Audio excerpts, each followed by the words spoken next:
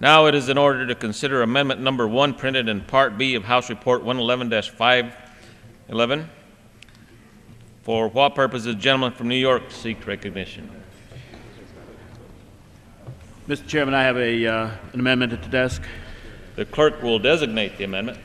Amendment Number 1, printed in Part B of House Report Number 111-511, offered by Mr. Ackerman of New York.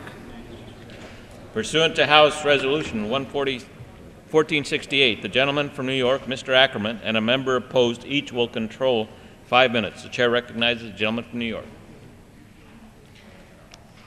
Mr. Chairman, I rise in strong support of the DISCLOSE Act and offer a very simple but also very important amendment which simply adds the words, quote, clear and conspicuous, unquote, as a requirement to disclosures that covered organizations are required to submit to shareholders, members, or donors under the bill. In the wake of the Supreme Court's ruling in Citizens United, corporations now have a First Amendment right to spend millions or even billions of dollars of shareholder money to defeat or support candidates for public and political office. While this ruling is now United States law, the DISCLOSE Act takes the appropriate step of mandating that corporations tell their shareholders how they're using the money. After all, investors in a company have a right to know how their company is using their money.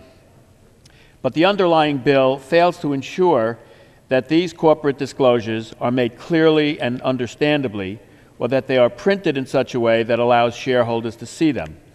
Mr. Speaker, Congress has insisted upon disclosure requirements for corporations before, and anyone who receives a credit card offer knows that this is what we get: tiny, unreadable text in 5-point font. Even if you could read it, which you can't without a magnifying glass, you'd have to have degrees in law or advanced mathematics to be able to understand it.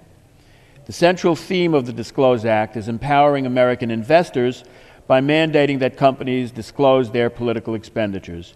My amendment very simply imposes and adds the words clear and conspicuous as a requirement for all organizations covered under the bill, so that American investors have a chance to actually see and understand those disclosures. As Congress takes the very reasonable approach of mandating corporate disclosures of political expenditures, we must ensure that corporations present that information in a clearly and understandably to all of their shareholders.